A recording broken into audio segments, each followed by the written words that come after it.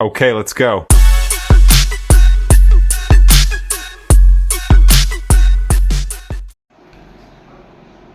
Good morning everyone. आप सब कैसे हैं? उम्मीद करती हूँ कि आप सब अच्छे होंगे।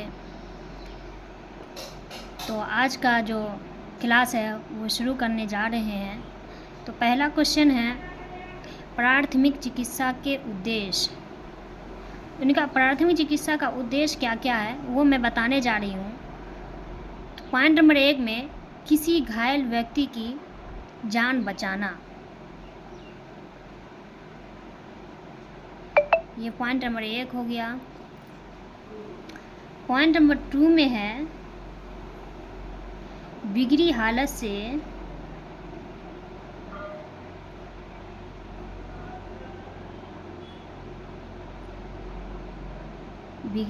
से बाहर निकालना।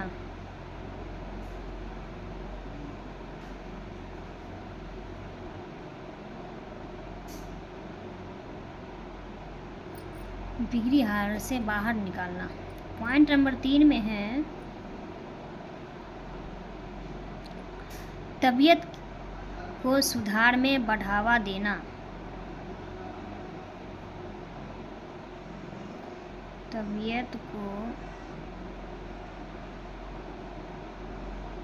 सुधार में बढ़ावा देना। ये आप लोग प्राथमिक चिकित्सा का जो उद्देश्य होना चाहिए वो उद्देश्य के बारे में बता दिए हैं। नंबर 1 में कहा गया है किसी घायल व्यक्ति की जान बचाना। नंबर 2 में बिगड़ी हालत से बाहर निकलना। 3 में तबीयत को सुधार में बढ़ावा देना। अगला क्वेश्चन है प्राथमिक चिकित्सा के सिद्धांत। अब इनका सिद्धांत क्या क्या है वो मैं बताने जा रही हूँ।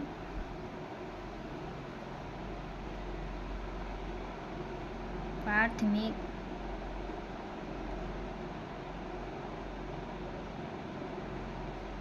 चिकित्सा के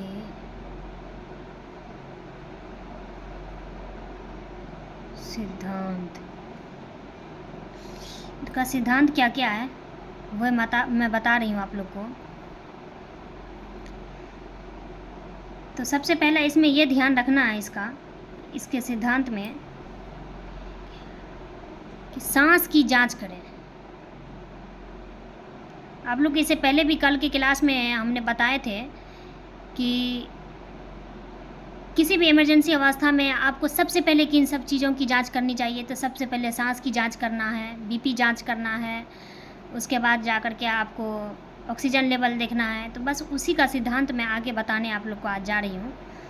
सबसे पहले सांस की जांच करना है। सांस की जांच करें और A, B, C के नियम का पालन करें। इतना तक तो आप लोग समझ गए होंगे कि सबसे पहले सांस की जांच करना है और ABC के नियम का पालन करना है। तो ABC के मतलब क्या होता है वो आगे की क्लास में आप लोग को जानकारी दी जाएगी कि ABC होता क्या है इसमें। अब आगे की टॉपिक देखिए। नंबर 1 में अगर चोट लगी है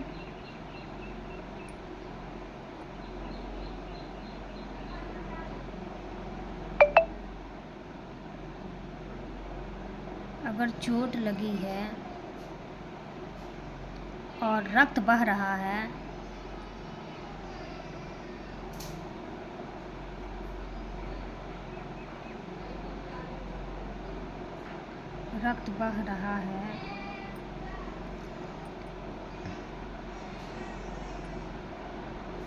अगर चोट लगी है और रक्त बह रहा है तो जल्द से जल्द रक्त स्राव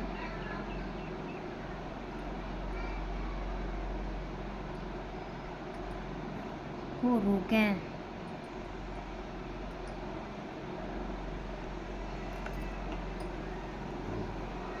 इतना तक तो आप लोग समझ गए हैं कि अगर चोट लगी है, चोट लगने पर कट जाता है, फट जाता है, टूट भी जाता है, तो उस टाइम में अगर रक्त बह रहा है, खून ब्लड अगर निकल रहा है, तो सबसे पहले ये कोशिश करना है आपको कि उसके रक्त स्राव को, मतलब रक्त जो बह रहा है उसको रोकने की कोशिश करेंगे।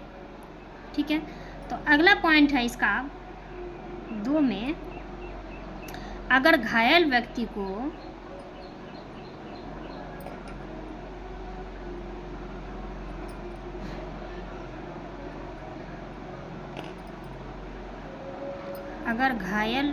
को सदमा लगा हो तो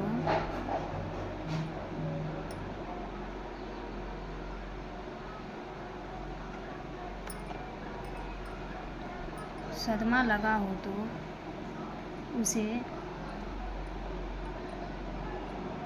समझाना और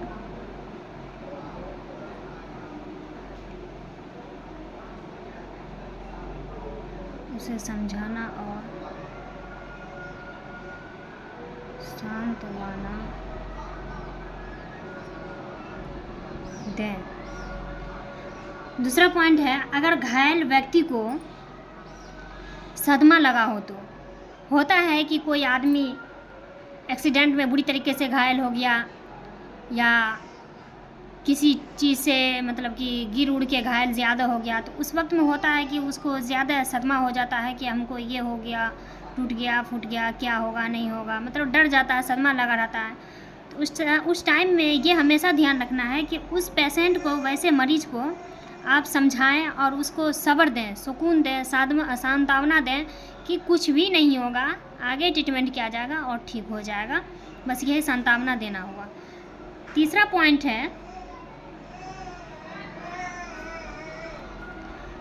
होगा, अगर व्यक्ति बेहोश हो तो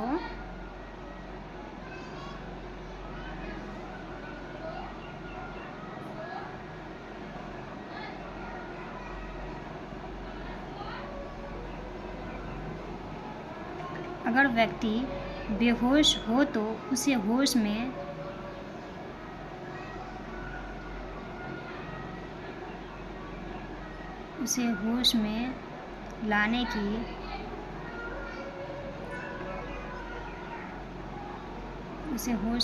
लाने की कोशिश करें।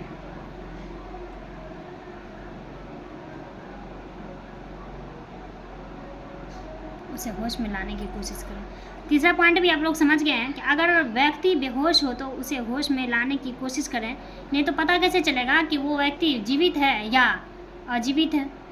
होश में लाएंगे तभी तो पता चलेगा ना।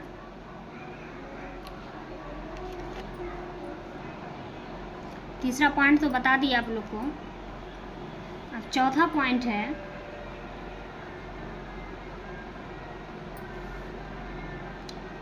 चौथा पॉइंट में अगर कोई हड्डी टूट गई हो तो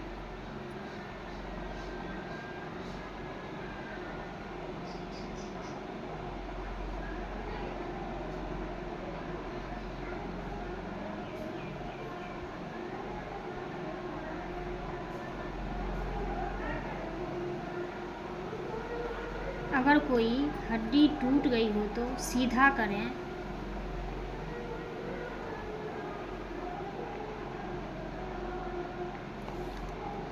करें, और दर्द को कम करें।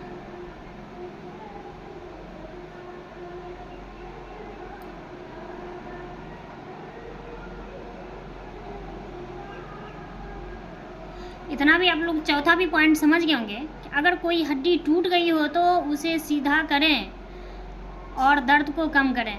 तो हड्डी अगर टूट के मतलब कि आपस में सिकुड़ जाती है, मुड़ जाती है, तो उसको कोशिश करिएगा कि सीधा करके उसको किसी न किसी तरह से बांध दें, जगह पकड़ा दें।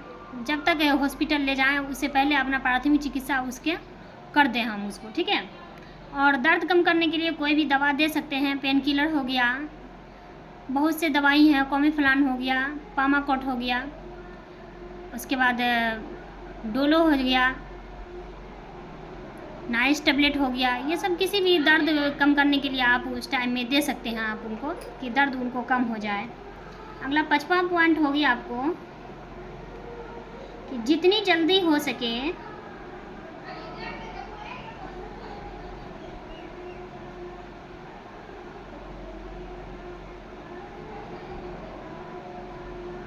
जितनी जल्दी हो सके घायल व्यक्ति को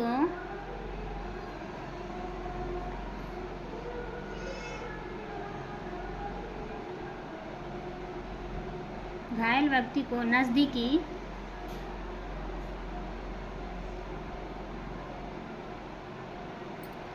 अस्पताल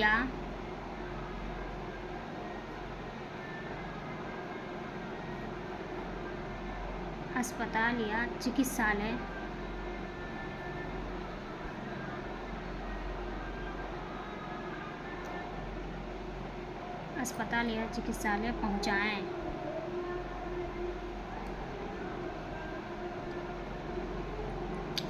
पांचवा पॉइंट भी लगभग आप उम्मीद करते हैं कि आप लोग समझ ही गए होंगे कि जितनी जल्दी हो सके घायल व्यक्ति को नज़दीकी अस्पताल या चिकित्सालय पहुंचाएं। अगर कोई ज़्यादा घायल है गंभीर तरह से, तो जिसको हम ट्रीटमेंट नहीं कर पा रहे, प्राथमिक उपचार में उसका कोई उपचार ही नहीं है अगर, तो कोशिश करना है उस टाइम में कि जितनी जल्दी हो सके कोई नज़दीकी अस्पताल है तो उसमें सबसे पहले उनको ले जाएं कि उसका थोड़ा बहुत ट्रीटमेंट हो जाए वहाँ पे और वो संभल जाए। आगे का पॉइंट है प्राथमिक चिकित्सा का मुख्य उद्देश्य। प्राथमिक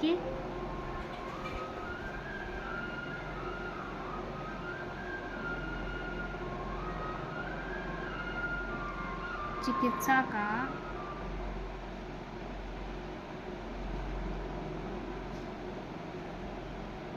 मुख्य उद्देश्य जीवन की रक्षा करना है।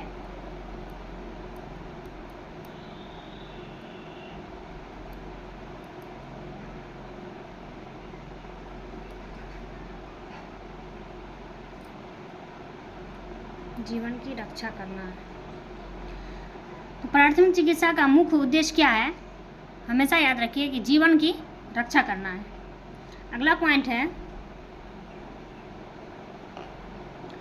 विश्व प्राथमिक चिकित्सा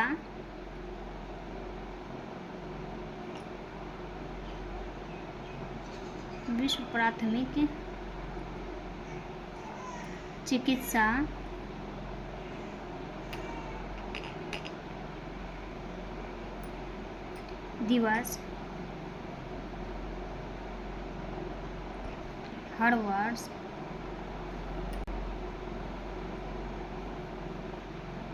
सितंबर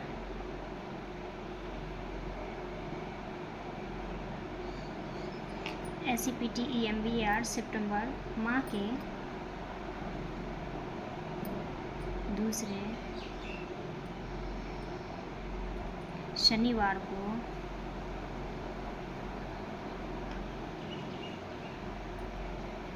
मनाया जाता है।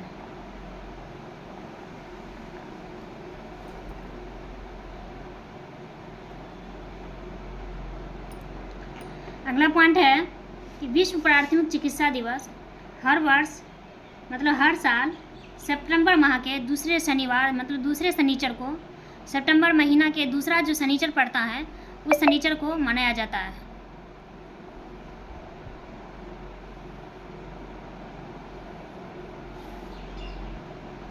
आगे का पॉइंट है प्राथमिक चिकित्सा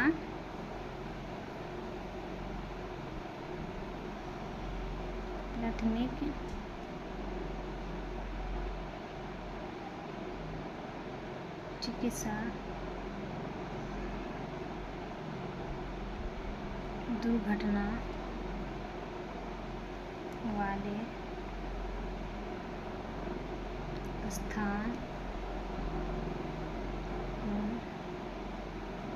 दी जाती है। वह स्थान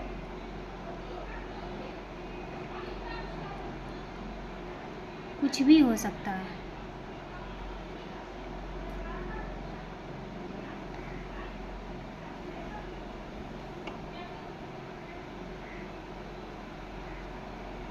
वह स्थान कुछ भी हो सकता है। जैसे कि एग्जाम्पल में आपको हो गया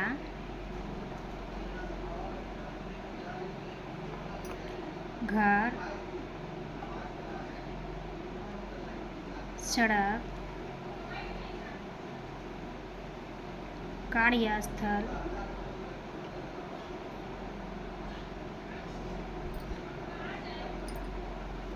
etc।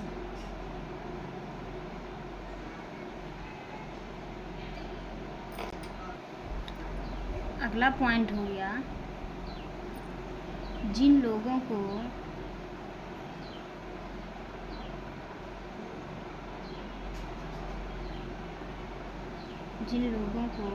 प्राथमिक चिकित्सा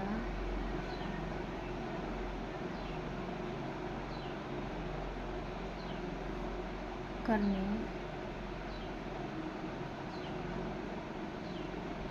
हेतु ट्रेनिंग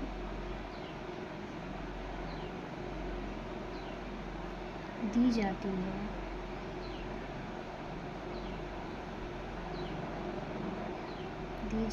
अथवा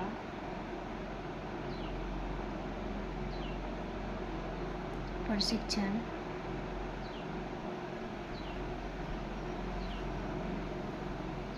किया जाता है,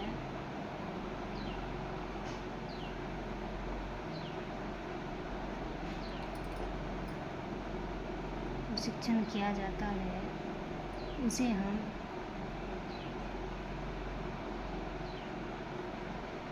प्राथमिक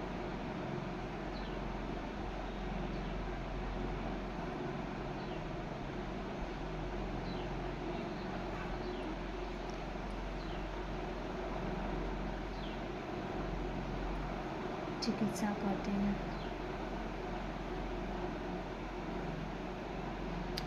ये भी पॉइंट आप लोग समझ ही गए होंगे कि जिन लोगों को प्राथमिक चिकित्सा करने हेतु ट्रेनिंग दी जाती है, जैसे कि मैं आप लोग को ट्रेनिंग दे रही हूँ, दी जाती है, अथवा उसका प्रशिक्षण किया जाता है, हर एक वर्ड को समझाया जाता है, कहा जाता है, बताया जाता है, उसे ये प्राथमिक चिकित्सा और प्राथमिक उपचार भी कहेंगे। समझा। अगला पॉइंट है प्राथमिक चिकित्सा एक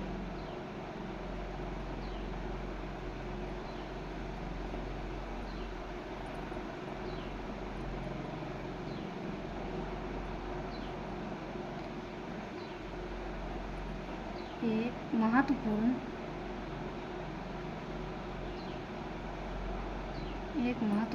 मानवीय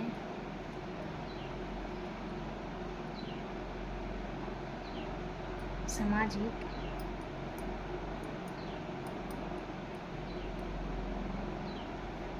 कार्य है। ये भी पॉइंट तो आप लोग उम्मीद है कि समझ ही गए होंगे। प्राथमिक चिकित्सा एक महत्वपूर्ण मानवीय सामाजिक कार्य है। प्राथमिक चिकित्सा जो है एक महत्वपूर्ण चीज़ है जो सबसे पहले घर में उपयोग किया जाता है और समाज के लिए भी उपयोग किया जाता है। अगर आपके पास प्राथमिक उपचार की जानकारी होगी तो गांव में, समाज में अगर कोई प्रॉब्लम होगा तो सबसे पहले आपके पास अगर नॉलेज रहेगा तो सबसे पहले आप ही दौड़ के जाएंगे उनका ट्रीटमेंट करने के लिए। तो ये भी प्राथमिक चिकित्सा जो है एक महत्वपूर्ण मानवीय सामाजिक कार्य है। अगला क्वेश्चन है आप लोग का, जल जाने पर घरेलू उपाय क्या करना चाहिए? जल जाने पर घरेलू उपाय क्या करना चाहिए? ठीक है, तो सबसे पहले आप कई प्रकार से जलते हैं, कोई एक ही चीज़ से तो नहीं जलते हैं, तो इसमें देना है कि आप कई प्रकार से जल सकते हैं।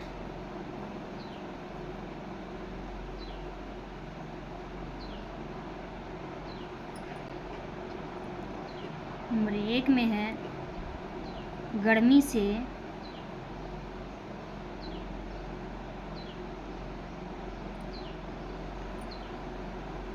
नंबर 2 में आग से, नंबर 3 में रेडिएशन से,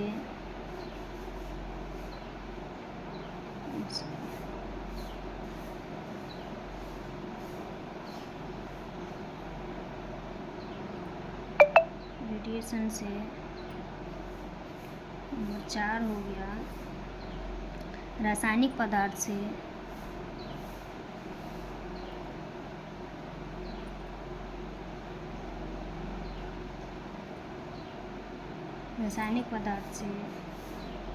नंबर 5 हो गया गर्म पानी से,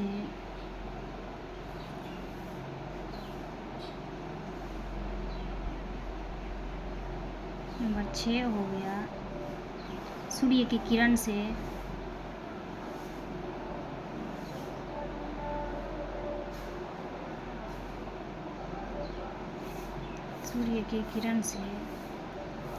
नंबर 7 हो गया बिजली से,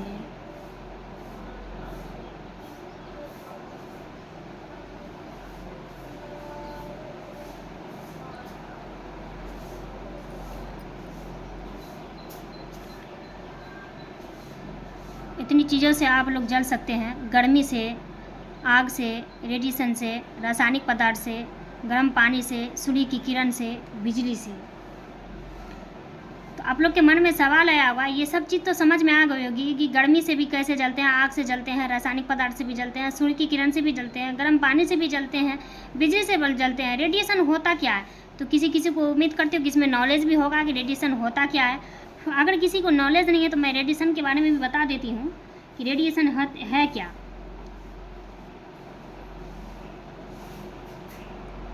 रेडिएशन एक तरंग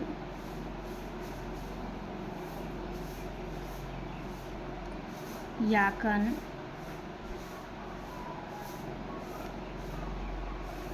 के रूप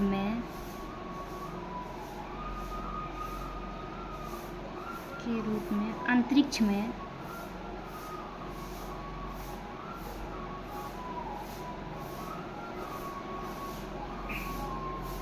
घूमने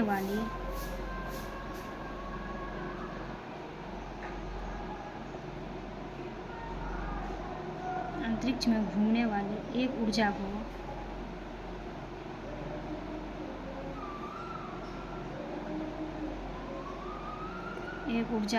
कहते हैं। ये भी आप लोग समझ गए होंगे कि रेडिएशन के बारे में कि एक तरंग या कण के रूप में अंतरिक्ष में घूमने वाली एक ऊर्जा को कहते हैं रेडिएशन। तो चलिए आज का क्लास मैं यहीं पे लास्ट करती हूँ। उम्मीद करती हूँ कि आगे फिर कल आप लोग से क्लास में मुलाकात होगी और मिलेंगे कल की वीडियो में।